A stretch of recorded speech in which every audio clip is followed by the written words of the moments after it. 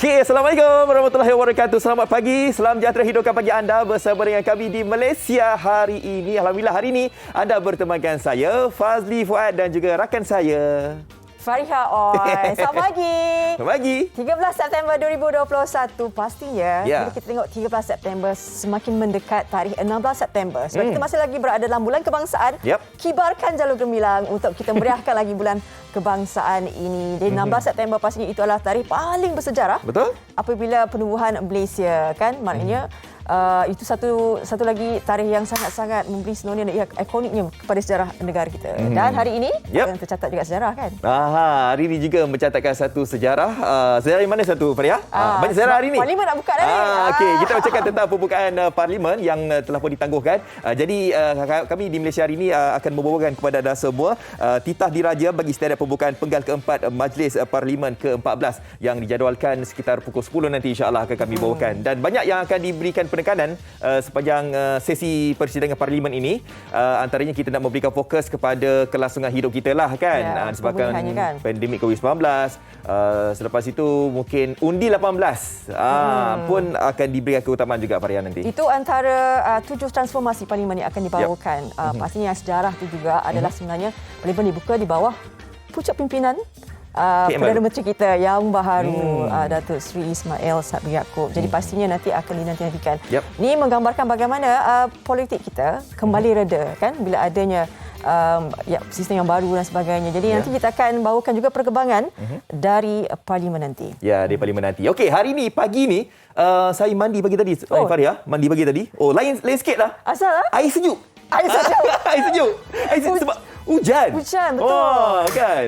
Itu orang kata hujan rahmat. Hujan rahmat. Malaysia ni tak tahulah sebab kita menganggap setiap kali 1957 pagi itu kita sebelum melawan kemerdekaan hujan rahmat. Hari Malaysia pada pagi itu juga sebelum kita melaungkan juga merdeka ataupun meraihkan Hari Malaysia 16 September 1963 itu pun pagi itu hujan juga. Ini Parlimen nak buka dengan pucuk pimpinan baru pun hujan rahmat juga. Itulah dia. Kita bagi sebagai hujan rahmat lah kan. Dan bagaimana hujung minggu anda? Sabtu dan juga Ahad. Kan? Awak pergi mana? Oh, saya macam apa kata orang tu, apabila kerajaan melonggarkan kan sekatan perjalanan, boleh riada rekreasi. Oh, saya antara individu daripada ramai di kalangan orang yang mengambil kesempatan itulah. Saya pergi mandi air sungai. Awak pergi sungai? Saya dekat Uliam, mandi air sungai. Lepas tu semalam saya pergi dekat pantai Redang dekat Sekincan. Wah. Jauh je perjalanan awak. Alah, macam itu je lah. Tapi sekitar Selangor je lah kan. Kita tak boleh atas negeri. Tapi apa yang boleh kami gambarkan dekat sini, ramai keluarga mengambil kesempatan lah kan. Disebabkan, yelah sebelum ni mungkin duduk kat rumah dan sebagainya. Tapi apapun saya lihat, saya tabik lah pematuhan SOP mereka itu cantik. Pergi sungai pakai mask? Mereka mandi sungai pakai mask? Tak. Dalam sungai tak lah. Kan? Tapi nak berjalan, nak menuju ke sungai dan juga dekat pantai, sekitar pantai itu, aktiviti yang mereka jalankan, semuanya mereka memakai mask. Dan yang paling penting, pengusaha-pengusaha chalet, homestay semua, cek 2 dos. Dan lengkap 2 dos baru boleh buat rekreasi dan sebagainya. Tahniah. Baik. Hari ini kita akan bawakan juga bagaimana pelukis cilik kita kan. Bagaimana dia ada satu bakat seni dan juga disokong oleh ibu bapa. Bayangkan baru berusia 7 tahun, ibu bapa ni dah beri sokongan macam lukis sendiri, jual kat depan rumah. Buka kedai ni, saya jual lukisan. Harga berapa tu balik? RM1. RM1? Itu tak termasuk botol air tu lah. Okey, itulah. Si ayah kata, dia rasa macam lah, macam bila anaknya kata, ayah saya nak jual lukisan ni. Ayah dengan rasa macam, alah dalam hati tu, siapa yang nak beli lukisan ni sebenarnya kan? Betul, dalam hati. Kadang-kadang kita sendiri macam, ni betul ke tak? Tapi cuba tengok, didirikan gerai kecil di situ. Itu juga sokongan ibu bapa. Ya, bukan jual air, bukan jual minuman, bukan jual makanan, jual lukisan. Itu akan kami bawakan nanti. Dan kita juga akan bawakan untuk anda semua. Ini DIY ni. Daripada tisu, kita boleh buat bunga. Pandai tak? Dulu pernah lah belajar sekejap. Tapi tidak secantik ini. Wow, bunga carnation ni nampak macam bila dia buat macam ni. Dari jauh pun kita boleh nampak, macam bunga betul. Ini mungkin antara idea yang terhasil tatkala kita berada kat rumah kan. Bermacam-macam idea yang boleh kita buat menerusi tisu itu sendiri. Tisu ni nanti mungkin kalau sempat saya akan kongsikan lah kenapa tisu ni kebanyakannya berwarna putih. ya? Sekarang ni mungkin ada yang berwarna-warni kan. Tapi macam terfikir, kenapa tisu ni sinonim dengan warna putih? Kalau sempat nanti saya akan kongsikan kepada anda semua. Okey. Baik, sebelum tu kita saksikan dulu. Tadi kita tunjukkan bagaimana si cilik tu kan, kegigihannya untuk menjual lukisan. Jadi kita kenal sikitlah siapa sebenarnya Picasso cilik ini. Okey, jom. Siapa sangka, demi melayan kerenah anak perempuannya, kisah mereka tular di media sosial. Ia adalah perkongsian pengalaman daripada Fadil Zainuddin, 32 tahun, bapa kepada Alia Akila, 7 tahun, yang ingin berniaga hasil lukisannya pada harga RM1 sahaja. Untuk tidak mematahkan semangat anaknya, Fadil menyediakan kerusi, meja dan payung bagi memudahkan anaknya untuk menjual di hadapan rumah mereka. Ditemani oleh adiknya, Alia Adila, 3 tahun, dalam tempoh 1 hingga 2 jam, kesemua 6 lukisan habis dijual. Malah ada yang dibeli dengan harga lebih daripada RM1. Assalamualaikum semua. Hari ini hari kedua Akila dengan adik menyangka. Okey, ni kedai Akila. Hari ini Akila buat 5 lukisan je. Sekarang tinggal 2 je lukisan. Satu best, satu lagi rabbit. Siapa-siapa nak, korang boleh datang dekat kedai Akila. Bagaimana berusia 7 tahun ada punya idea yang sebegitu, macam ayah nak buka kedai nak jual lukisan. Kadang-kadang selalunya kan kalau cilik ni dia macam nak jual jajan kan. Betul. Sebab kita selalu mengimpikan begitu. Tapi di usia 7 tahun ni pemikirannya memikirkan apa yang ada di hadapan dia tu kan. Betul. Tadi sempatlah tengok tadi kan antara lukisan dia walaupun dalam jarak jauh, saya nampaklah dia punya lukisan tu cantik sebenarnya. Comel. Ada gambaran yang membawa maksud tersendirilah. Okey, kita nak tanya dah apa maksud yang beliau lukis ni kan adik kita ni. Okey, kita terus saja bersama dengan ayahnya, Muhammad Fadil, Muhammad Zainuddin, dan juga ni dia si cilik Picasso kita, Alia Akila. Assalamualaikum, selamat pagi. Waalaikumsalam. Alah, comelnya. Dah makan ke belum, Alia? Dah. Dah makan apa hari ni? Makan apa pagi tadi? Makan telur. Oi. Bagus tu, protein. Bila nak start melukis ni hari ni? Pukul berapa nak start lukis? Nak melukis pukul berapa nanti kejap lagi? Hari ni ada lukis ke cuti? Ada. Okey. Rasanya kalau hari inilah sebab kan dah cuti sekolah ni. Kan tak ada PDPR dan sebagainya. Jadi hari inilah ikut mood hari inilah. Nak lukis apa nanti Alia? Hari ni. Rasa-rasanya idea nak lukis apa? Nak lukis komik. Komik. Okey. Ayah ni pun tak terjangka jawapan daripada Alia kan. Muhammad Fadil, bapa kepada Alia. Kita dah saksikan tadi. Tapi kami kagum dengan kalian kan, sebagai ibu bapa memberi semangat. Kan? Dirikan kemah, ada meja. Jadi bagaimana ketika itu bila dengar ayah nak jual, kan, bila Alia kata dia nak jual lukisan tu? Assalamualaikum. Terima kasih kepada Syai. Mulanya memang dia punya cadangan sendiri untuk makluman. Dia yang pada waktu hari pagi Selasa tu, dia minta kami, dia kata kat saya, dia kata dia nak jual barang. Saya cakap nak jual apa? Lepas tu dia kata jual lukisan. Then saya punya isteri cakap, ada ke orang nak beli? Janganlah. Nanti kan tak ada orang beli, nanti kalau sedih awak nanti. Lepas tu habis selesai pagi tu, petang tu dia tanya saya, kemah ada tak? Dia kata kalau boleh dia nak juga. Dia nak niaga juga lukisan dia petang tu. Jadi saya pun kuatkan semangat saya. Sebab saya tengok dia berkobar-kobar. Jadi petang tu saya pun layan lah. Bukakan meja dia, bukakan payung dia. Jadi saya tinggalkan dia dekat situ dengan adik dia niaga lukisan dia. Okey. Mula-mula ada dua lukisan saja. Lepas tu saya dah cakap dengan dia, tak boleh nanti kalau 2 orang customer datang nanti dah habis macam mana. Lepas tu dia lukis 6 untuk hari tu. On the spot dia boleh lukis sampai 6. Dia lukis 6 terus. Oh.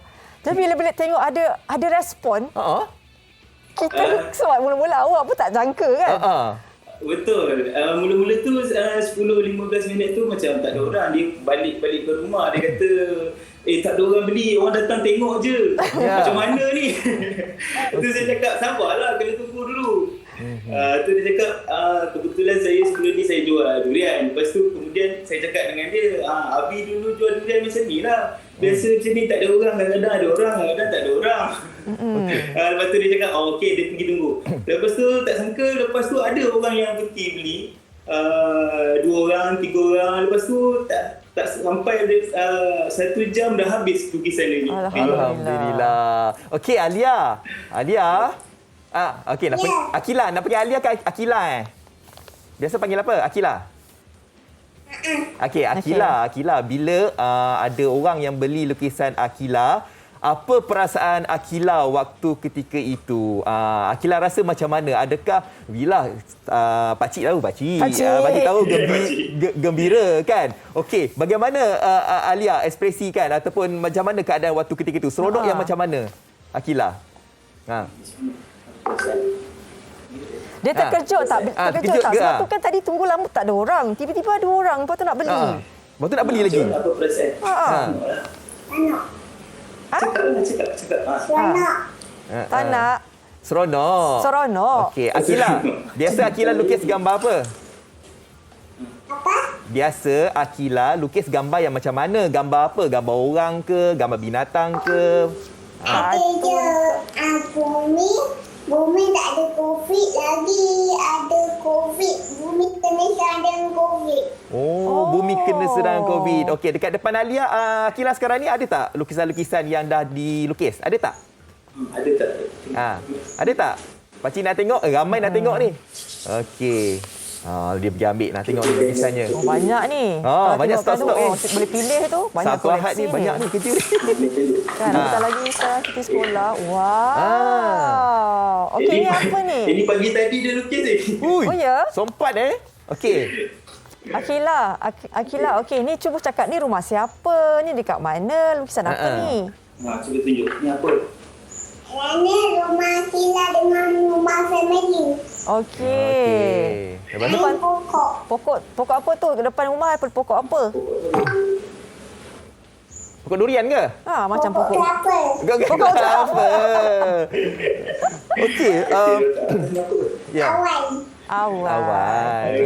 Okey, Cik Fadil, saya percaya ramai mungkin ada di antara kita yang rasa seperti yang membeli lukisan karya Akila ini mungkin atas rasa macam kesian dan sebagainya. Tapi bagi menangkis persoalan itu sebenarnya tidak tetapi sebab apa? Sebab karya lukisan Akila sebenarnya dah pun mendapat iktirafan daripada Asia NFT kan? Betul. Okey, mungkin Cik Fadil boleh kongsikan tentang perkara itu. Saya nak ucapkan terima kasih juga disebabkan sokongan daripada komuniti saya di kawasan perumahan sini, Kampung Malaysia Raya Sungai Besi, yang cukup supportif. Maksudnya saya pun tak sangka sebab dia jual hari pertama tu 6 lukisan. Jadi dia dapat sepatutnya RM6 lah sebab satu lukisan RM1. Jadi petang tu dia dapat duit RM51. Okey, lepas tu berkenaan dengan NFT tu saya ucapkan terima kasih juga kepada pihak pentas sebenarnya organisasi pentas NFT Asia yang sudi menaja karya lukisan anak saya ni untuk didigitalkan. Jadi saya ucapkan terima kasih. Okey, Akila. Bagilah ucapan sikit. Ada orang yang dah berbeli, mesti Akila ada orang peminat lepas ni. Cakap terima kasih dekat siapa yang dah beli Akila lukisan tu. Sama-sama. Mini love sikit. Tunjuklah. Mini love sikit. Sebab dia ada kejutan untuk MHI. Okey, boleh dia. Okey, cepat. Tunjuk. Nak tengok? Okey, cepat.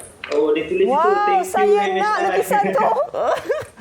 Akila, Mungkin. Aunty nak beli. Lock, saya nak lock. Saya lock dulu.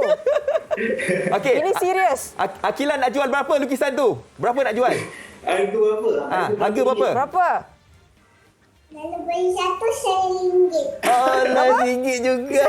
Tak apa. Saya up nanti. Kita PM tepi. Yes. Nanti tahu. Ni serius. Jangan jual kat siapa dah. Jangan letak kat gerai Kita tak gerai. Dah Boleh booking PM. Kalau nak siapa boleh PM. Okey. Okey, Terima saya nak ambil kasih. kesempatan juga mengucapkan okey. ada satu berita gembira buat semua. Saya dapat panggilan daripada Balai Seni Negara semalam yang sudi melantik ataupun membuat Akila sebagai seorang ikon bagi seni negara lah. Alhamdulillah. Untuk Balai Seni Negara dia. Alhamdulillah, tahniah. Wow. Tahniah. Sejuk perut ibu mengandung. Akila, okey? Tahniah, okey? Tahniah Akila. Okey. Okey, bye-bye. Muah. Okey, bye-bye. Bye-bye. Baik, inilah sebenarnya minat anak kita kena sokong daripada kecil kan. Kadang-kadang kita pun bila kita dengar betul kita pun kalau jadi bapa betul kan aku ni kan. Tapi sebenarnya bila melihat semangat kobaran mereka itu yang sebenarnya akan juga dirasai, sokongan akan diberikan. Mungkin kita macam tak pernah terfikir yang kita ni boleh menjual hasil karya anak-anak kecil kita. Kan bakat-bakatnya tu kita harus mak ayah harus memberikan galakan, support anak kita tu. Apa saja anak kita tu buat, walaupun kita rasa macam boleh laku ke, cantik ke, nanti itu belakang cerita. Lukisan Alia Akila tadi tu, MHI tu, kalau kita pakai bingkai warna kuning tepi tu. Tak apalah nanti. Awak dah lock kan? Ya, dah lock. Ijaz nanti. Baik. Okey. Kita nak bercakap tentang vaksinasi ni. Alhamdulillah semakin hari semakin banyak negeri-negeri yang dah pun mencapai imuniti kelompok lah. Lebih daripada 80%. Ada yang lebih 100% sebenarnya. Kita nak bercakap tentang vaksinasi daripada Nestle ni. Nestle Vaccination Program. Jadi Nestle Malaysia telah melancarkan. Ini berkaitan dengan kempen ganjaran vaksin yang menawarkan voucher RM20 kepada 25,000 pemenang bertuah. Okey. Dia bertujuan untuk menggalakkan rakyat Malaysia mendaftar vaksinasi melalui aplikasi MySejahtera. Jadi marilah kita berganding bahu untuk mendapatkan vaksinasi dan juga membantu barisan hadapan demi kebaikan negara dan juga bangsa kita. Dan kita sudah maklum bahawa kalau 2 dos vaksin sekarang ini diberikan adalah ada kelebihannya, boleh dine-in dan macam-macam dia boleh pergi ke tempat sebab sekarang semua cek. Ya, betul. 2 dos vaksin. Baik, kita berehat seketika, Fadli. Ya, kita berhenti berehat dan sekembali nanti kita nak bercakap tentang menghasilkan bunga daripada tisu nanti. Kenapa tisu warna putih Kejap lagi saya beritahu. Okey. Itu akan bagi anda di MHI sebentar lagi.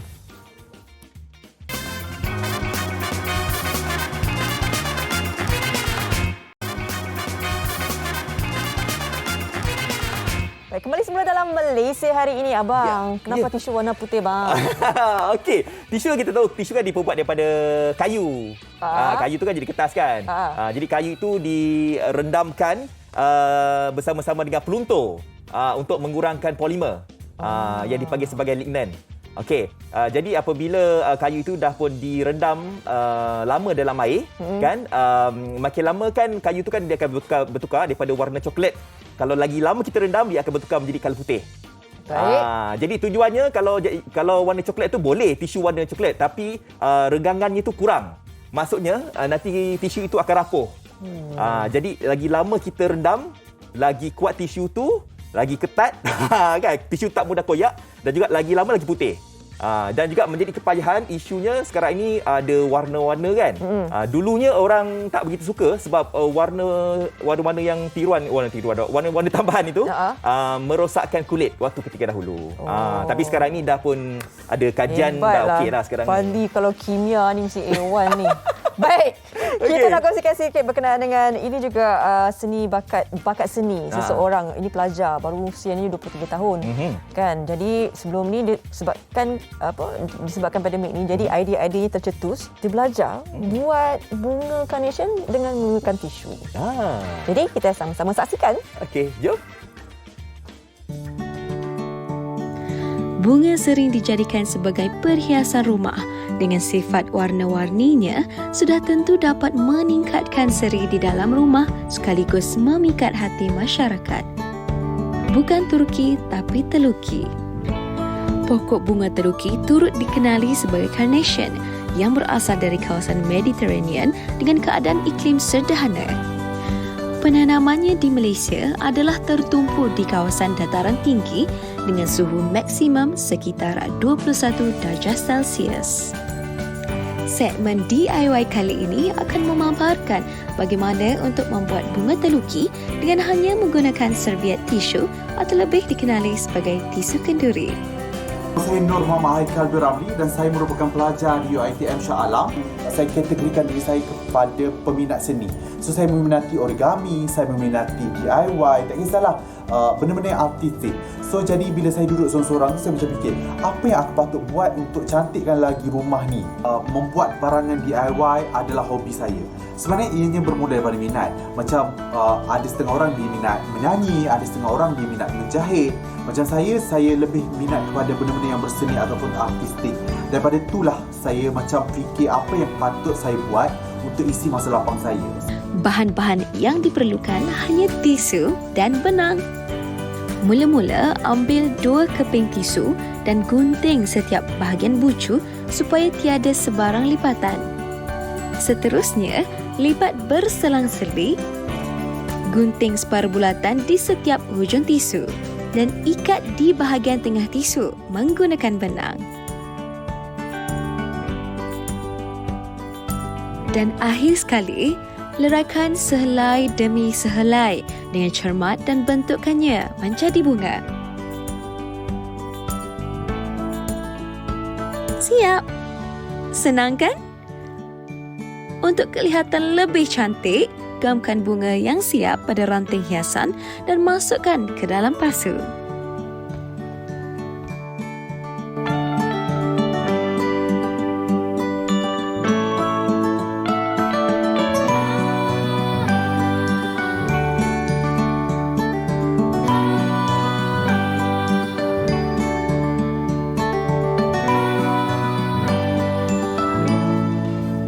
Kalau tengok gambar, video sekarang ni, saya tak tahu yang tu tisu tau. Ya. Kita kena duduk kat depan tu. Belik. Belik. Ui, tisu. Hati-hati siapa yang pergi ke rumah Muhammad Haikal tu. Kalau dah tahu oh tisu punya. Datang rumah tengah-tengah kami goreng ambil satu tuntum lap. Itu lah. Itu hati-hati Makan-makan comot. Mana tisu? Mahang ni tak tisu lah. Tu tisu. Tisu. Oh, bunga. Aduh. Tapi kalau kita tengok orang yang berseni ni memanglah nampak senang je. Senang je macam tu. Siap, senang. Tapi kalau kita nak menggunting tu pun kadang-kadang rasa kalau tak ada seni tu tak ada juga. Daripada susah bunga. juga, kan? Daripada bunga jadi rumput. Letak macam tu je. Okey, kita nak bercakap tentang ni dia. Mushid Al-Harmain. Al-Harmain. Ini berkisahkan tentang melakukan ibadah korban akikah di tanah suci haram. Baik. Kita saksikan dulu. Okey, jom. Bismillahirrahmanirrahim. Assalamualaikum warahmatullahi wabarakatuh. Alhamdulillah. Saya sekarang di tempat untuk kita sembelih unta, lembu pun ada, kambing pun ada dan sebagainya. Jadi bagi kita yang ingin korban akikah dam di Mekah, pastikan anda bersama dengan kita untuk kita bantu yang terbaik untuk anda insya-Allah taala. Assalamualaikum warahmatullahi wabarakatuh warga Malaysia hari ini. Hari ini saya nak ajak anda untuk laksanakan ibadah akikah di kota suci Mekah Al-Mukarramah. Ada antara kita yang baru kelahiran cahaya mata. Ada juga antara kita yang sudah balik tetapi belum laksanakan akikah lagi. Tahukah anda, ibadah akikah adalah sunnah muakkad, sunnah yang dituntut dalam Islam. Kenapa Mekah? Kerana harga yang kami nak tawarkan terlalu murah. Hanya RM450 sahaja. Lebih jimat RM600 berbanding yang lainnya. Alhamdulillah. Tanah yang diberkati tuan-tuan dan puan.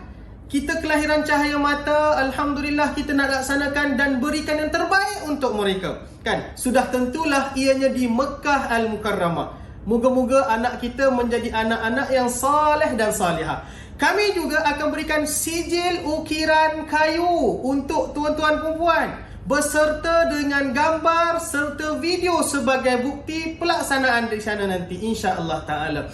Bagi anda yang berminat, scan dan daftar segera, tempat sangat-sangat terhad untuk anda di tempat yang sangat mulia.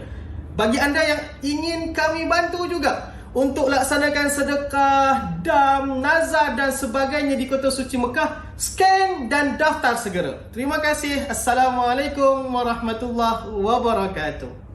Waalaikumsalam. Harap-harapnya kalian tadi sempat juga kan scan, mana tahu kan ada yang berniat tahun ni kan. Harga pun murah. Harga murah kan. Okey, anda boleh layari Instagram Mursyid Al-Harmain Travel di IG dan juga di Facebook. Okey. Baik. Kita nak bercakap tentang ni, nak menyokong PKS tempatan ni, Faria. Ini kempen SME #Kita Malaysia. Ini bersempena dengan Hari Kebangsaan. Jom sokong PKS tempatan melalui kempen #Kita Malaysia. Usaha kolektif ini membawa perbezaan sehingga mampu memberi kesan signifikan terhadap proses pemilihan kita. Okey, caranya sangat-sangat mudah. Daftar masuk ke laman e-dagang Wow Shop untuk anda membeli barangan di wowshop.com.my/Kita Malaysia. Jadi kita nak ucapkan selamat Hari Kebangsaan. Selepas ini kita ucapkan selamat Hari Malaysia lah. Untuk kita membantu, menyokong kita beli. Kita pasti berjaya mendepani cabaran ini bersama-sama. InsyaAllah. Okey. Sempena dengan Hari Kebangsaan ni lah kan. Baik, kita akan berehat seketika nanti. Yep. Kembali nanti kita akan bawakan perkembangan di Parlimen. Ini berkenaan dengan pembukaan mesyuarat pertama penggal keempat Parlimen ke-14. Dan dia akan berlangsung nanti dalam berapa hari? 17 hari kan? Betul. 17 hari. Okey, nanti kejap lagi kita akan bawakan untuk anda segalanya di Malaysia hari ini sebentar lagi.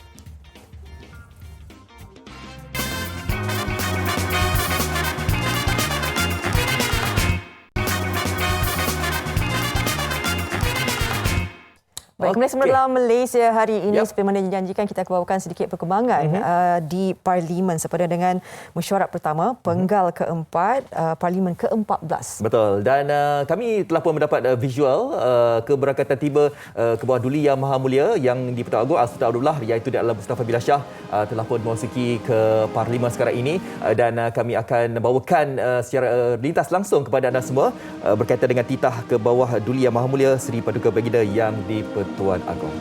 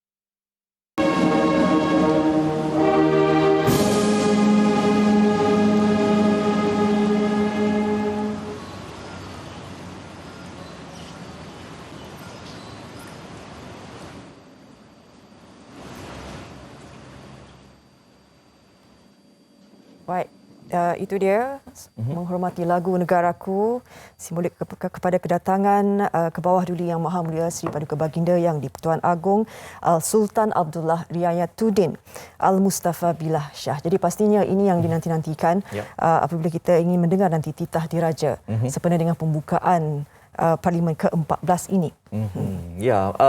Bercakap tentang titah diraja, masihkah anda ingat tatkala waktu yang di Pertuan Agong Sultan Muhammad Kelima, antara titah baginda adalah sila duduk dan jangan lari.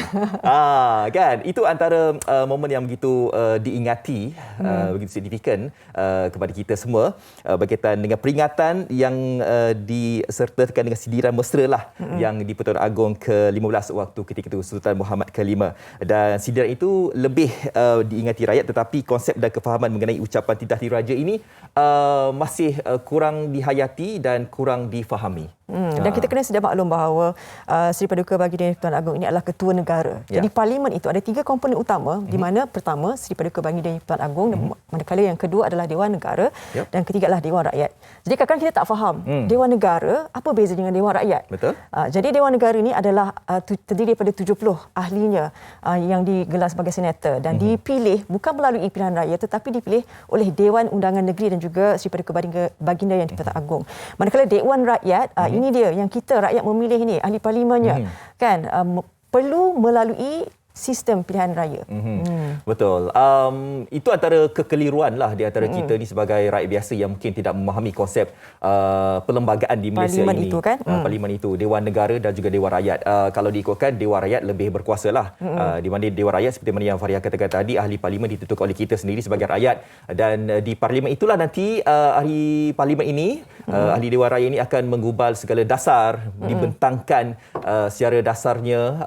Jadi ianya akan disokong dan juga mungkin dibangkang menerusi parlimen tersebut. Dan ini antara satu momen yang dinanti-nantikan oleh ramai lah, sebab kita sebagai rakyat kadang-kadang waktu tempoh parlimen tidak bersidang, kita dengarlah mungkin kegusaran rakyat apabila parlimen tidak bersidang, pelbagai rungutan daripada rakyat, macam ada perkara-perkara yang dibangkitkan tapi tidak ada jawapan yang bernas, tidak ada satu dasar yang perlu untuk kita, kan.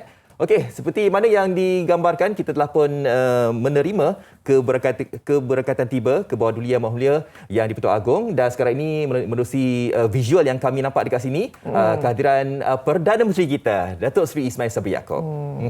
Perdana Menteri yang baru inilah dikatakan bahawa sejarah yang dicipta, sebab sebelum ini kita lihat bagaimana suasana politik negara kita, kan, keadaannya cukup panas, tapi saya kira ini kembali reda dengan adanya pucuk pimpinan baru, dan kita mengharapkan kita akan mendengar 7 transformasi parlimen itu yang dapat mengembalikan perpaduan yang sudah lama sebenarnya dibina sejak kita berada tertubuhnya Persekutuan Tanah Melayu pada 1 Februari 1948. Jadi ini yang kita harus panjangkan, ini yang harus kita kekalkan sebenarnya.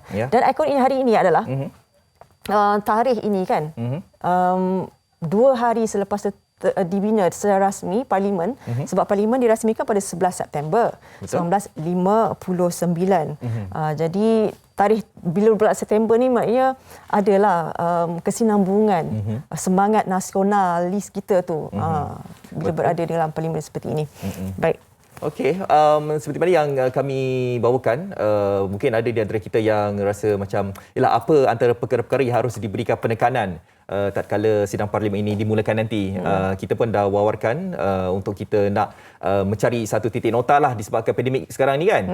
Jadi akan ada mungkin dasar-dasar yang akan telah pun dibuat nanti berkaitan dengan untuk menumpukan kepada isu pemulihan negara, kan. Dan antara yang lain mungkin kita ingin mengetahui siapakah yang bakal untuk menjadi timbalan yang dipertua Dewan Rakyat. Ada 2 nama, kan, Faria, yang mungkin menjadi calonnya. Betul, 2 nama telah diberi. Jadi pastinya ini nanti mereka akan memilihlah mengundi bagaimana siapa sebenarnya akan menggantikan tempat timbalan yang dipertua. Seperti mana kita tahu bahawa Datuk Seri Azalina Osman telah pun meletakkan jawatannya. Jadi ini yang akan diketengahkan, dan juga nanti selama 17 hari nanti akan berlangsung. Pastinya kita macam-macam lah, pastinya akan memberi tumpuan bagaimana untuk membantu rakyat itu sendiri dalam menghadapi pandemik COVID-19 yang masih lagi belum tahu titik noktahnya. Baik, dan kita akan mendengar juga pastinya titah diraja. Kita nak tahu juga bagaimana apa yang harus kita sama-sama sebagai rakyat mendukung cita-cita negara kita. Dan kita sebagai rakyat juga sebenarnya pemain utama juga, kan, sebab parlimen tugasnya adalah untuk menjadi sebuah badan penggubal undang-undang tertinggi. Yang saya kata 3 komponen tu, tetapi sebenarnya rakyat juga nanti akan membawa, kan, sebab Dewan Rakyat nanti akan memberitahu apa yang perlu dilakukan dan sebagainya, sebab suara rakyat ini cukup besar dalam satu pembangunan negara. Apa saja yang dilakukan, apa saja rancangan undang-undang tu, kadang-kadang rakyat tak suka pun akan berbalik kembali kepada parlimen. Sekarang ni suara rakyat harus didengari dengan lebih spesifik lagi lah, kan. Sebab andai kata, yalah, suara rakyat ni kita makin lama makin matang sebenarnya, kan. Sebab itulah ada cadangan untuk kita ni sebagai rakyat kita sebagai usia 18 sekarang tahun ini kan? 18 tahun. Cakap 18 Kena tahun ni. mengundi. Kalau sebelum ni 21 tahun kan. Baik. Jadi 18 tahun tu mungkin dah cukup matang lah sebenarnya untuk kita nak memikirkan tentang isu-isu kenegaraan ini. Ya, baik. Fadli, Ya. kita berehat seketika, nanti kita bawakan lagi perkembangan apakah yang akan dibawakan dari Parlimen nanti ya. Ya. Baik. Okey, jadi anda jangan ke mana-mana, okey?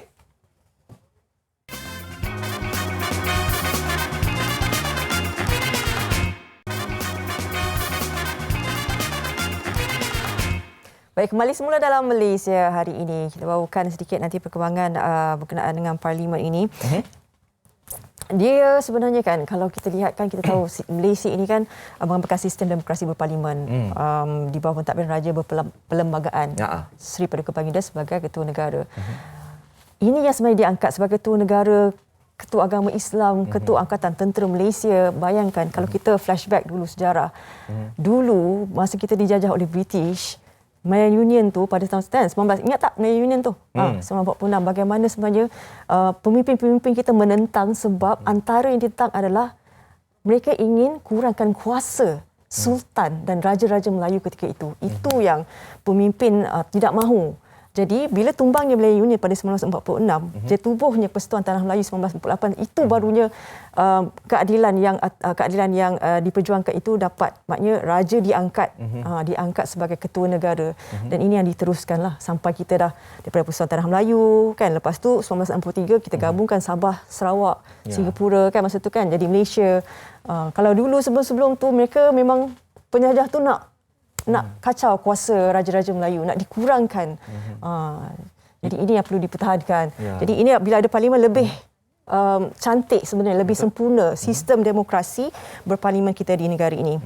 Jadi mungkin nak kongsikan juga ucapan Perdana Menteri berkenaan dengan 7 transformasi Parlimen yang akan diketengahkan. Ya, itulah dia. Kita nak bawakan untuk anda semua sebab Perdana Menteri kita telah pun mengeluarkan beberapa transformasi untuk menuju menuju negara ke arah yang lebih mampan kan, dan beberapa perkara yang telah pun dikatakan, antaranya Faria kita nak bawakan. Ini antaranya adalah rang undang-undang anti lompat parti yang akan dibentangkan di Parlimen. Lompat parti ni pastinya kalau kita lihat apa salahnya kalau lompat parti kalau ada pendirian tersimpan. Jadi ini akan ditekankan dalam Parlimen kali ini, dan juga nanti pelaksanaan undi 18 tahun yang Fadli cakap tu untuk menjadikan rakyat Malaysia lebih matang kan. Dan juga pindaan perlembagaan persekutuan untuk menghadkan tempoh jawatan Perdana Menteri kepada 10 tahun. Dan seterusnya keseimbangan keanggotaan jawatankuasa pilihan khas Parlimen membabitkan ahli Parlimen Kerajaan dan juga ahli Parlimen Pembangkang. Maknanya kita melihat bagaimana nak mempertahankan perpaduan itu. Suara ahli pembangkang juga akan dilihat sama rata juga kedudukannya nanti. Okey, setiap rang undang-undang termasuk rang undang-undang pembekalan yang dibentangkan di Parlimen akan dirunding dan dipersetujui secara bersama. Betul tak? Maknanya kita perlu ada satu suara, bulat suara lah antara Parlimen Kerajaan dan juga Parlimen Pembangkang. Ahli Parlimen Pembangkang akan terbabit dalam Majlis Pemulihan Negara MPN untuk memberikan pandangan dan juga cadangan penambahbaikan. Dan Ketua Pembangkang akan diberikan saraan dan kemudahan yang setara dengan seorang menteri. Itu daripada banyak-banyak perkara yang dibangkitkan itu, antara yang menjadi saya rasa kelebihannya sekarang ini adalah suara pembangkang itu didengari juga. Mungkin suatu ketika dahulu kita rasakan bahawa pembangkang mungkin suara mereka itu tidak didengari kan, tapi apabila kita bercakap tentang pelan pemulihan negara ini, kita harus mendengarkan menerusi banyak pihak. Dan sifat keterbukaan Perdana Menteri kita, Datuk Seri Ismail Yaakob, yang memberikan peluang untuk mereka ini memberikan sebarang pandangan dan idea harus diberikan kredit juga. Baik, kita berikan pandangan daripada visual ini di Parlimen sekarang ini, bacaan doa mana 70 senator dan 222 ahli Parlimen berada di bangunan Parlimen ini, Badan Pengubah Undang-Undang tertinggi negara. Jadi baru saja selesai bacaan doa, semuanya berada dalam keadaan tenang, alhamdulillah. Baik, ini dia yang dipertua mungkin ingin berikan sedikit ucapan sebagai pembukaan. Okey, dan mungkin kita boleh bawakan, yalah sebab kita ni amat jarang sekali mungkin kita melihat sesi pembukaan parlimen ini kan. Dan antara flow-nya adalah tadi kita dapat menyaksikan kemasukan yang di-Pertua Dewan Negara dan juga Dewan Rakyat, dan kita telah pun membacakan bacaan doa. Okey, dan nanti sebenarnya antara turning point yang kita nak lihat nanti adalah titah diraja nanti. Dan kita macam tertanya juga apakah makna di sebalik titah diraja itu dan apa yang ingin diperkatakan nanti dalam titah diraja itu harus kita ambil maklum juga kan. Okey, kami akan bawakan kepada anda semua berkaitan dengan sesi untuk istiadat pembukaan penggal keempat Majlis Parlimen ke-14 sebentar saja lagi. Okey. Baik. Dan ini sedikit sudut pandang yang diberikan di Parlimen. Yep. Dan mungkin menantikan keberangkatan masuk Seri Paduka Baginda Yang di-Pertuan Agong Al-Sultan Abdullah Riayatuddin Al-Mustafa Billah Shah. Jadi ini pastinya nanti akan dinantikan keberangkatan masuk nanti. Baik. Dan sedikit berkenaan dengan raja-raja ini, pastinya kalau macam di bahagian salah satu siri, saya nak cakap salah satu kriteria sistem demokrasi berparlimen ini sebenarnya pembahagian kuasanya kepada 3 bahagian dalam pemerintahan, iaitu perundangan, kehakiman dan juga eksekutif. Maknanya eksekutif ni pentadbiran. Jadi sebenarnya Malaysia ini merupakan negara yang mengamalkan sistem demokrasi berasaskan sistem persekutuan. Kalau lihat Raja-Raja Melayu dekat 9 buah negeri dengan majlis raja-raja di beberapa negeri itu, maknanya setiap negeri yang ada sultan tu, so sultan itulah yang menjadi ketua agama Islam, pentadbiran agama Islam. Tapi kalau misalnya macam wilayah-wilayah itu macam kita ada Sabah, kita ada Pulau Pinang, kita ada Melaka, Sarawak juga wilayah persekutuan tu, maknanya Seri Paduka Baginda yang menjadi ketua agama kepada mereka. Betul. Jadi bagaimana pembahagian kuasa tu, kalau kita lihat kenapa dan sebagainya kan cukup adil sebenarnya kan. Maknanya kalau sultanlah diangkat. Negeri yang ada sultanlah yang diangkat. Bagaimana besarnya kuasanya untuk melindungi agama Islam itu sendiri.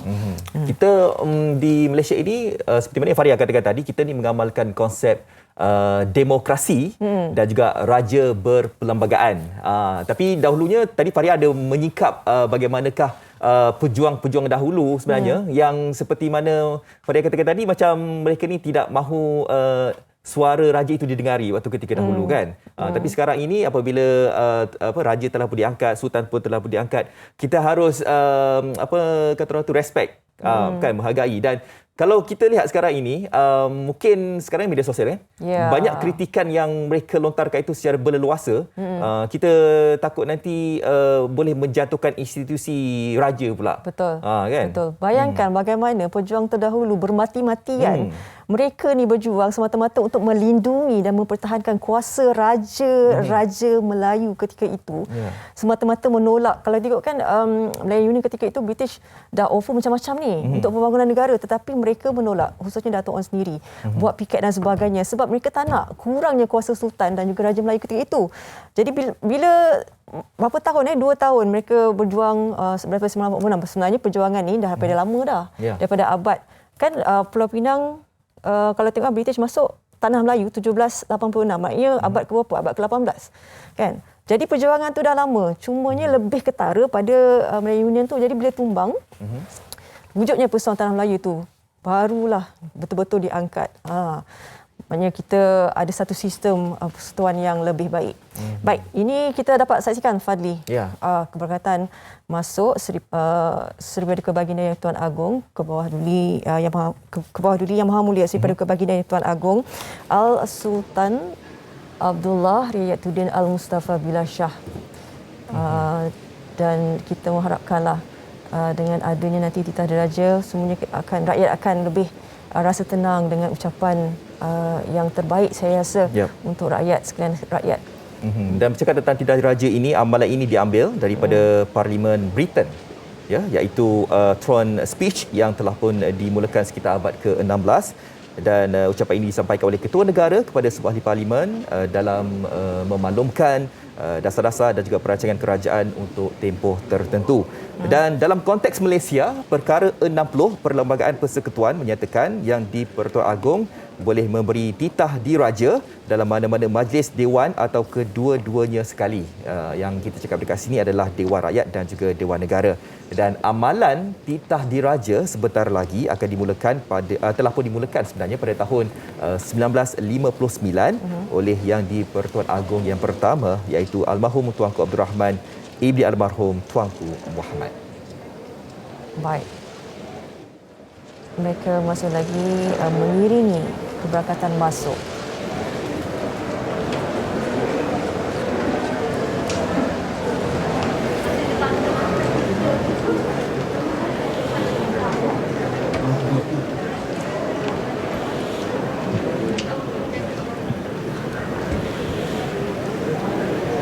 Baik saudara, Seri Paduka Baginda Yang di-Pertuan Agong Sultan Abdullah Riayatuddin Mustafa Billah Shah sudah pun berangkat masuk ke dalam Dewan Rakyat, dan bentara mesyuarat telah pun berseru dari pintu Dewan Rakyat mengumumkan keberangkatan masuk Seri Paduka Baginda Yang di-Pertuan Agong Sultan Abdullah Riayatuddin Mustafa Billah Shah telah pun naik ke Peterana Diraja untuk melafazkan titah diraja.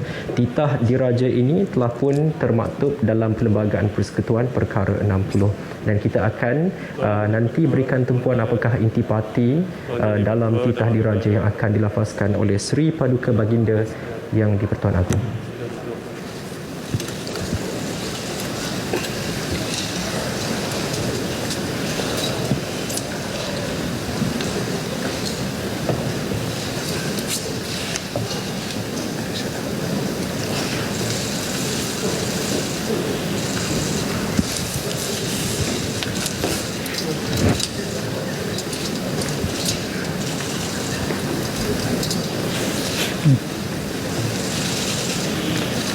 Yang Amat Berhormat Perdana Menteri akan mempersembahkan titah diraja kepada Kebawah Duli Yang Maha Mulia Seri Paduka Baginda Yang Tak Agung.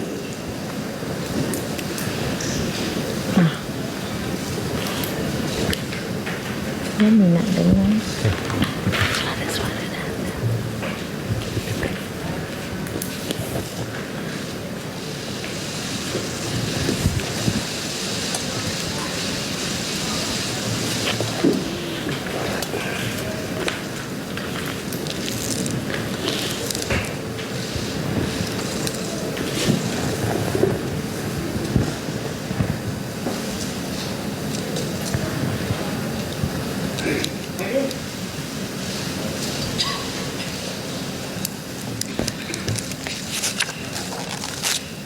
Bismillahirrahmanirrahim. Assalamualaikum warahmatullahi wabarakatuh. Alhamdulillahirabbil alamin. Wassalatu wassalamu asyrafil anbiya wa mursalin wa ala alihi wa sahbihi ajmain. Yang di-Pertua Dewan Negara, Yang di-Pertua Dewan Rakyat, ahli-ahli Dewan Negara dan ahli-ahli Dewan Rakyat yang saya hormati sekalian. Segala pujian kehadrat Allah Subhanahu Wa Taala yang Maha Berkuasa atas setiap sesuatu. Dialah yang berkuasa memuliakan sesiapa yang Dia kehendaki dan menghina siapa yang dikehendaki. Selawat serta salam ke atas junjungan besar Nabi Muhammad sallallahu alaihi wasallam, ahli keluarga serta para sahabat baginda. Alhamdulillah, syukur beta kehadrat Allah Subhanahu Wa Taala kerana dengan kekuasaannya jua telah mengizinkan berlangsungnya istiadat pembukaan penggal ke-14 Parlimen ke-14 pada hari yang penuh bermakna ini. Istiadat pada pagi yang mulia ini berlangsung dalam suasana negara masih lagi berhadapan dengan pandemik COVID-19. Namun istiadat pembukaan persidangan penggal keempat ini jelas membuktikan bahawa amalan demokrasi berparlimen masih lagi subur berakar di negara yang tercinta ini. Sebelum beta memulakan titah, beta ingin mengajak ahli-ahli yang berhormat sekalian dan kepada yang beragama Islam untuk membaca surah Al-Fatihah bagi kita memperingati rakyat Beta yang telah terlebih dahulu pergi buat selama-lamanya menemui Tuhan Yang Maha Esa akibat pandemik COVID-19. Al-Fatihah.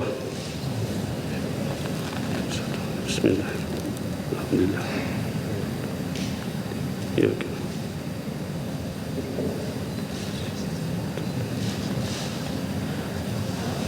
Amin, amin, amin. Ahli-ahli yang berhormat sekalian, pada 16 Ogos yang lalu, buat kali kedua dalam tempoh pemerintahan Beta, negara telah sekali lagi menyaksikan perletakan jawatan Perdana Menteri Malaysia. Pada kesempatan ini, Beta ingin menzahirkan penghargaan kepada Yang Berhormat Tan Sri Datuk Haji Mahyadin bin Haji Muhammad Yassin, Perdana Menteri Malaysia yang ke-8 dan barisan ahli jemaah menteri yang telah menerajui pentadbiran negara mengharungi cabaran pandemik COVID-19 yang getir. Seperti yang berlaku pada tahun 2020 yang lalu, ekoran perletakan jawatan Perdana Menteri Malaysia yang ke-7, amanah berat untuk memilih dan melantik Perdana Menteri Malaysia yang ke-9 telah Beta laksanakan dengan berpandu kepada perlembagaan persekutuan. Selaras dengan konsep raja berperlembagaan dan demokrasi berparlimen, Beta telah memberi peluang kepada semua 220 orang ahli-ahli Dewan Rakyat untuk menamakan menerusi surat akuan seorang ahli Dewan Rakyat yang diberi kepercayaan untuk dilantik sebagai Perdana Menteri. Menerusi surat-surat akuan tersebut, Beta mendapati seramai 114 ahli Dewan Rakyat telah memberi kepercayaan kepada Yang Amat Berhormat Datuk Seri Ismail Sabri Yaakob, Ahli Parlimen Bera. Pada 19 Ogos 2021, setelah menerima menghadap semua 114 ahli Dewan Rakyat tersebut, Beta telah berpuas hati bahawa kepercayaan yang diberikan kepada Yang Amat Berhormat Ahli Parlimen Bera adalah dengan kerelaan mereka sendiri serta dengan tanpa sebarang paksaan. Jumlah ini adalah merupakan jumlah majoriti yang mencukupi untuk membentuk kerajaan. Justru selaras dengan perkara 40/2/A dan perkara 43/2/A Perlembagaan Persekutuan, Beta telah berkenan untuk melantik Yang Amat Berhormat Datuk Seri Ismail Sabri bin Yaakob sebagai Perdana Menteri Malaysia yang ke-9.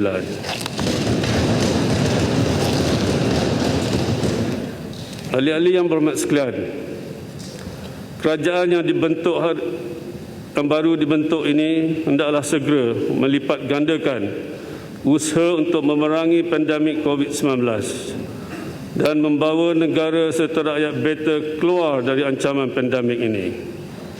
Menerusi amalan budaya kerja berprestasi tinggi dan tumpuan untuk mencapai sasaran jangka pendek dan panjang, Beta percaya kerajaan ini mampu membuktikan pencapaian awalnya dalam tempoh 100 hari pertama.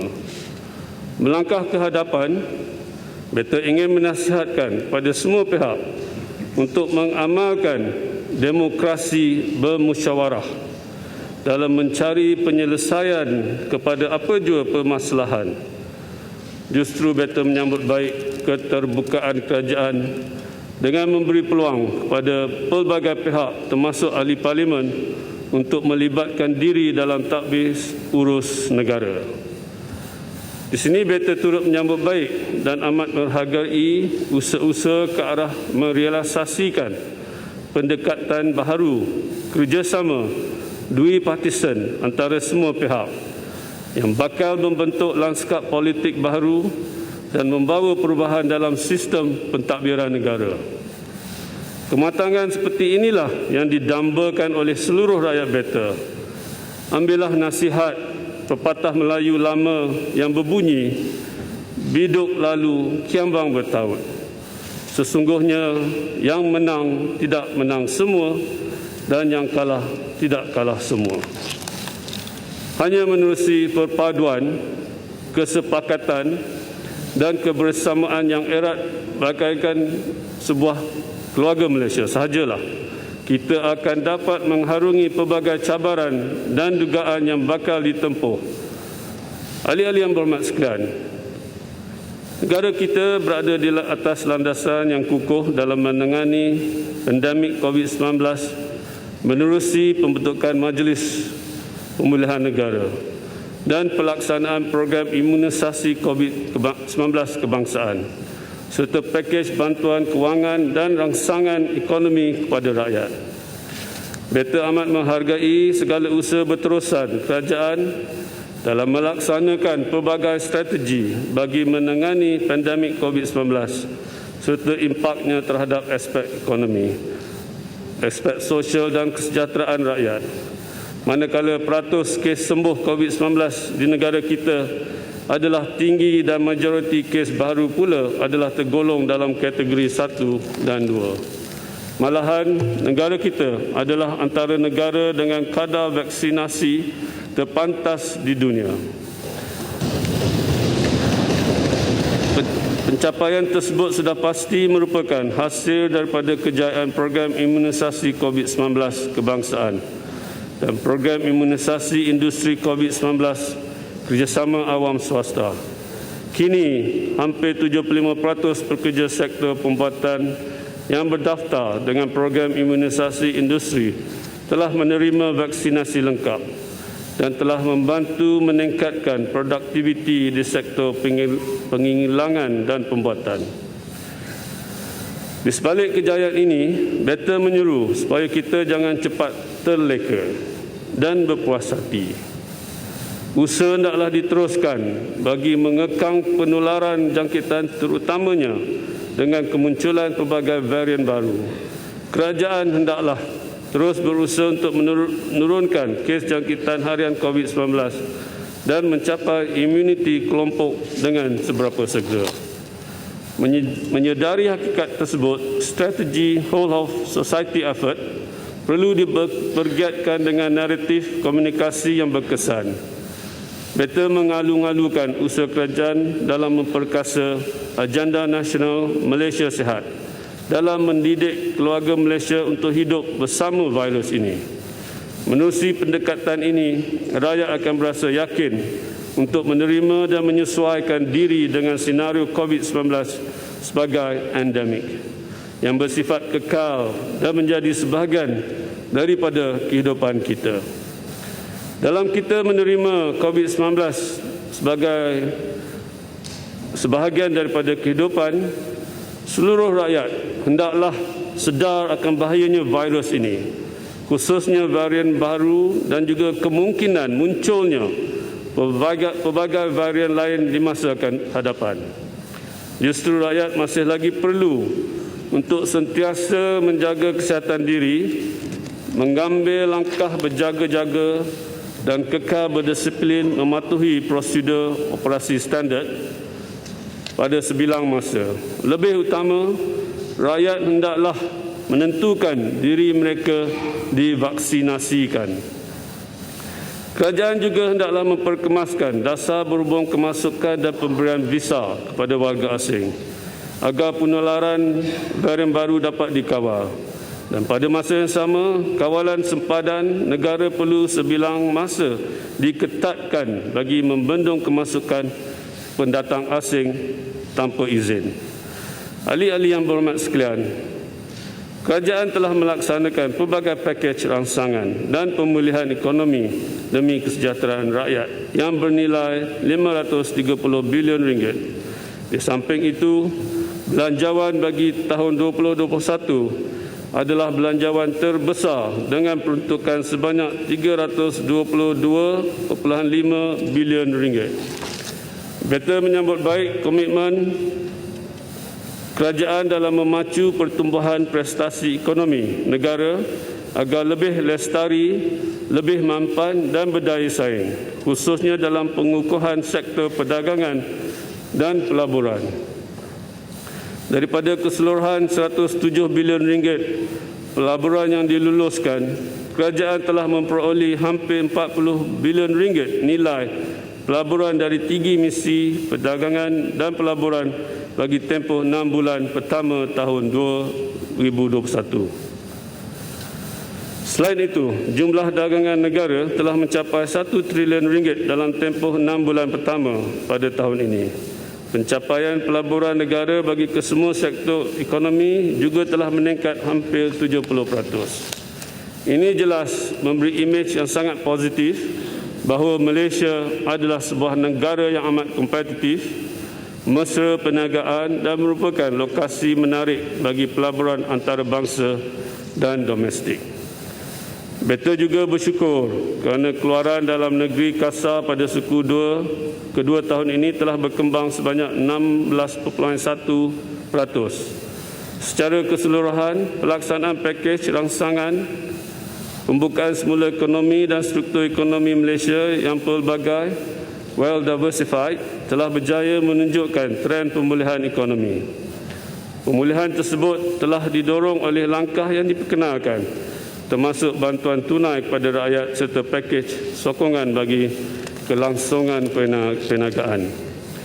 Untuk separuh tahun 2021, kerajaan telah memberi bantuan tunai kepada 10 juta penerima dari golongan B40 dan M40, termasuk bantuan khas COVID-19 yang bernilai 10 bilion ringgit. Bagi perniagaan di bawah pakej pemulih, geran khas prihatin bernilai RM1,000 akan dibayar kepada lebih 1 juta perusahaan kecil, sederhana dan mikro. Demi kelangsungan perniagaan, pemulih juga telah menyediakan subsidi upah sehingga 4 bulan tambahan bernilai hampir 4 bilion ringgit yang bakal memberi manfaat kepada lebih 200,000 majikan. Meskipun pandemik COVID telah memberi impak negatif terhadap sektor-sektor tertentu negara, beta berkeyakinan ekonomi Malaysia akan mula menunjukkan pemulihan selari dengan peningkatan kadar vaksinasi penduduk dan seterusnya memberi keyakinan pada semua pemegang taruh dan para pelabur. Oleh yang demikian, kerajaan hendaklah sewajarnya mempercepatkan pemulihan ekonomi menerusi pengubalan dasar-dasar yang mesra perniagaan dan pelaburan bagi meningkatkan lagi daya saing negara. Selain itu, perbelanjaan yang sewajarnya perlu turut disediakan bagi membiayai langkah kesihatan awam, menyediakan bantuan kepada golongan yang terjejas, serta sokongan untuk menggiatkan aktiviti perniagaan selaras dengan pembukaan ekonomi. Untuk membolehkan perbelanjaan tambahan bagi tujuan tersebut, kerajaan akan membentangkan cadangan di Dewan Yang Mulia ini bagi meningkatkan siling perbelanjaan kumpulan wang COVID-19 serta had statuturi hutang kerajaan. Peningkatan daya saing negara juga perlu difokuskan terhadap usaha menambah baik ekosistem serta persekitaran perniagaan bagi meneroka penciptaan kekayaan baru dan menambah nilai terutamanya oleh perusahaan mikro, kecil dan sederhana. Perusahaan ini juga perlu diberi galakan untuk mengurus perniagaan secara digital demi untuk menjamin akses pasaran yang lebih luas. Selain itu, bidang-bidang pertumbuhan ekonomi baru perlu segera dikenal pasti supaya Malaysia tidak ketinggalan di arena global. Sementara itu, inisiatif baru dan aktiviti tambah nilai menerusi penggunaan otomasi dan teknologi untuk memajukan sektor peladangan, komoditi, perkebun kecil, pertanian, industri makanan, pelancongan dan mineral perlu dipercepatkan pelaksanaannya. Sektor-sektor tersebut sangat berpotensi untuk penciptaan sumber kekayaan baru negara. Di samping berupaya menjamin sekuriti dan nutrisi makanan negara, beta ingin menzahirkan ucapan tahniah di atas kejayaan rancangan Malaysia ke-11 bagi tempoh 2016 hingga 2020. Dalam sesi parlimen ini, kerajaan akan membentang pula rancangan Malaysia ke-12 bagi tempoh 2021 hingga 2025. Rancangan ini bakal memperkenalkan beberapa pembaharuan dasar dan transformasi struktur untuk membawa pembangunan negara pada asas yang lebih kukuh dalam tempoh 5 tahun akan datang bagi merealisasi semangat keluarga Malaysia dan mencapai matlamat Malaysia makmur, inklusif dan mampan. Dasar jangka sederhana dan panjang akan turut diperkenalkan bagi menangani isu-isu kesihatan, keselamatan, kemiskinan, kehilangan, pekerjaan dan kelangsungan perniagaan, di samping melonjakkan pertumbuhan ekonomi bagi mencapai status negara berpendapatan tinggi. Beta berkeyakinan pembangunan negara dan taraf hidup rakyat akan terus meningkat serta jurang pembangunan antara wilayah dan negeri, khususnya Sabah dan Sarawak, akan dapat dirapatkan, insya-Allah. Saya minta minum air sikit. Kering dah.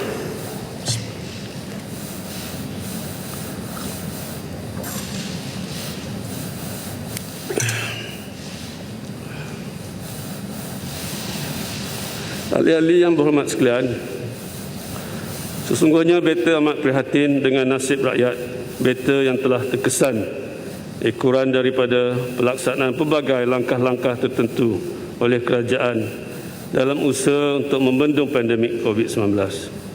Di sini, beta menyeru kepada ahli-ahli yang berhormat dan semua agensi kerajaan yang berkaitan untuk bertindak lebih proaktif dengan turun padang untuk meninjau dan menyelami isu-isu rakyat dari dekat serta memantau pencapaian program-program yang telah diumumkan. Program jaringan keselamatan sosial seperti inisiatif Wilayah Cakna, Wilayah Bebas Berniaga dan program usahawan anak muda kota yang berupaya untuk meringankan bebanan warga kota hendaklah terus diberi tumpuan. Pada masa yang sama, program pembangunan luar bandar hendaklah terus ditingkatkan dan diperkasakan. Dan ketika ini sejumlah 7.6 juta warga negara adalah merupakan penduduk luar bandar, termasuklah 198,015 orang penduduk orang asli.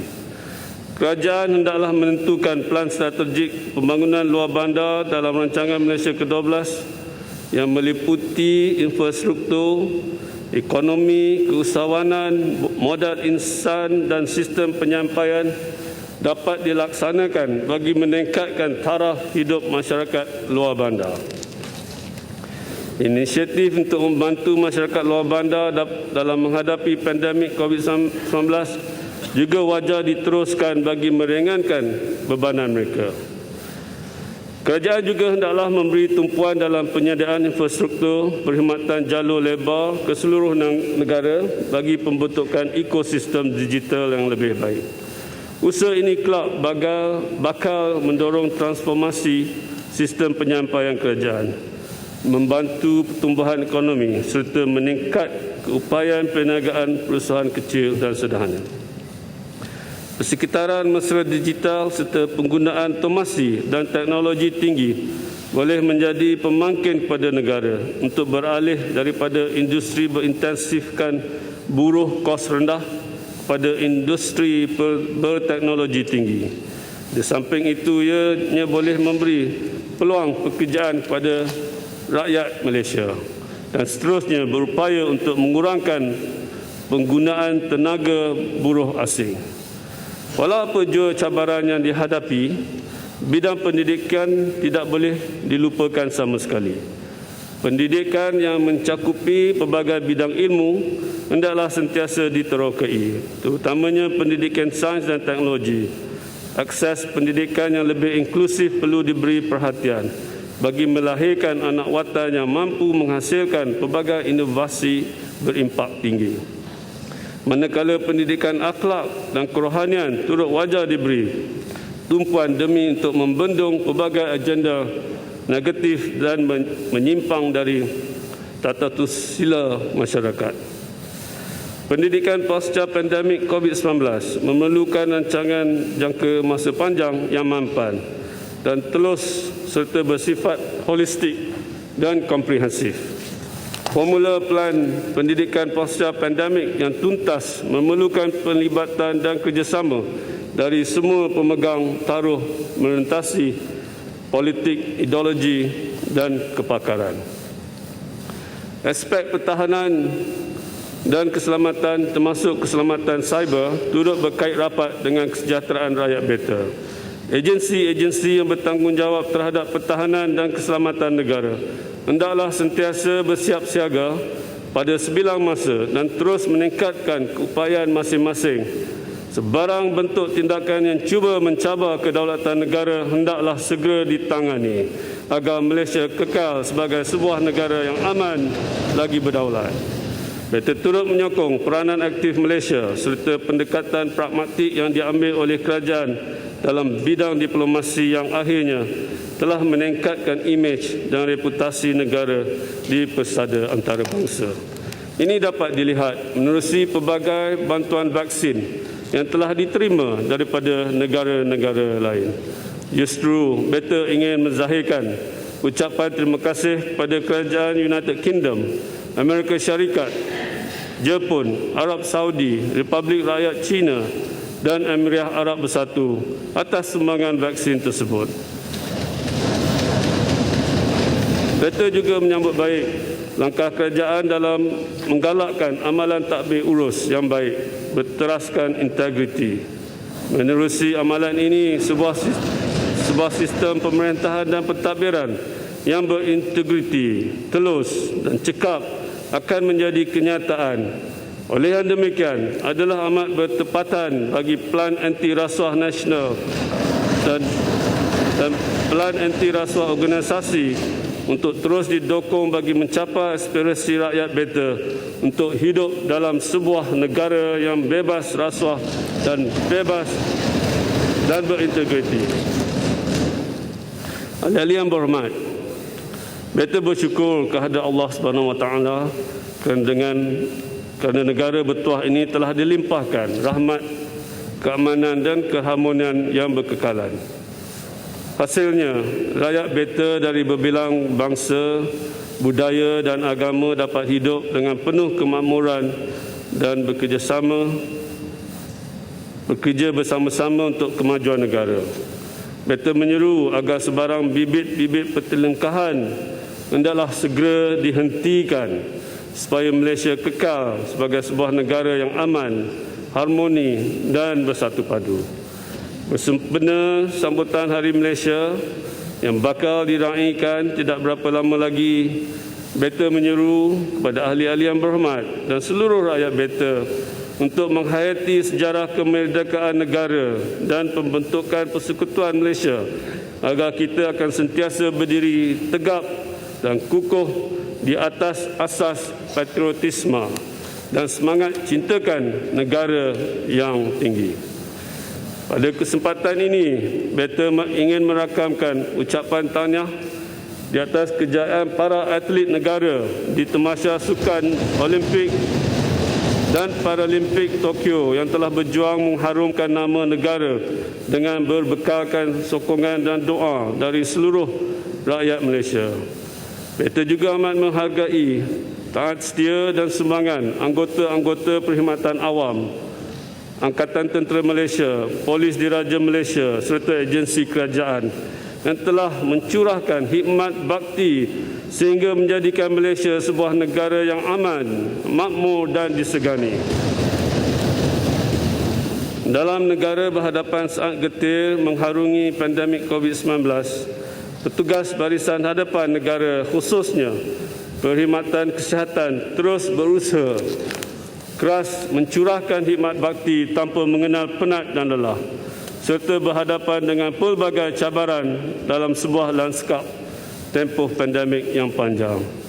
Justru, marilah kita terus menyokong dan merakamkan setinggi-tinggi terima kasih kepada semua petugas barisan hadapan dan sektor kritikal lain atas perkhidmatan mereka yang tiada bandingannya. Di sini saya ingin menjemput pada semua untuk berdiri untuk memberi tepukan gemuruh kepada petugas-petugas barisan hadapan dan kepada para atlet yang berjaya di perangkat Olimpik dan Paralimpik. Sila.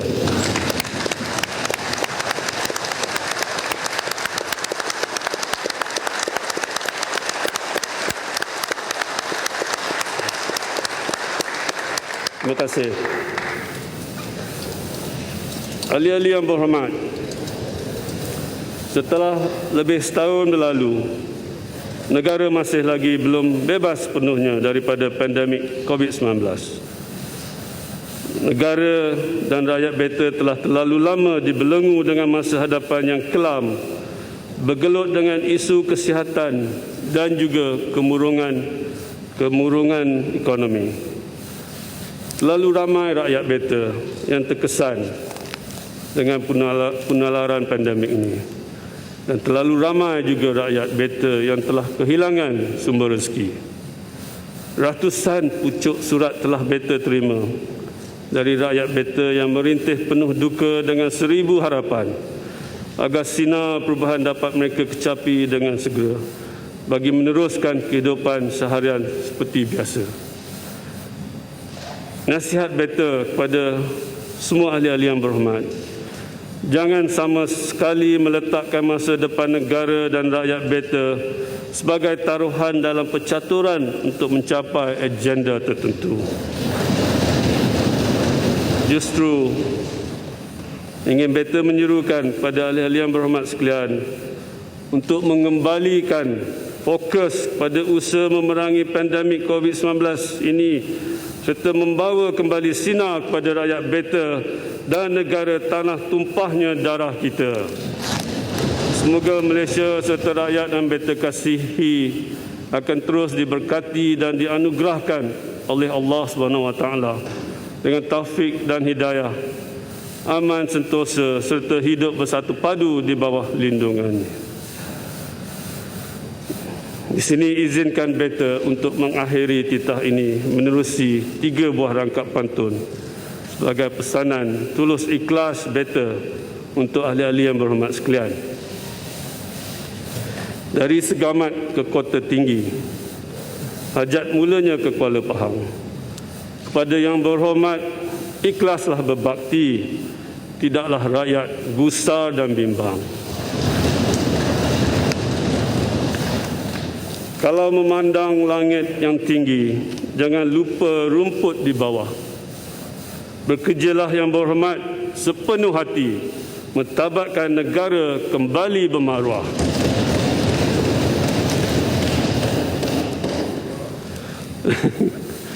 Tak boleh jawab.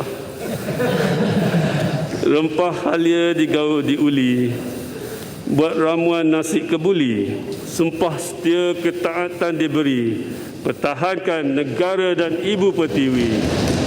Sekian, selamat bersidang. Mudah-mudahan kita semua diberkati Allah SWT. Sekian. Wabillahi taufiq wal hidayah. Wassalamualaikum warahmatullahi wabarakatuh.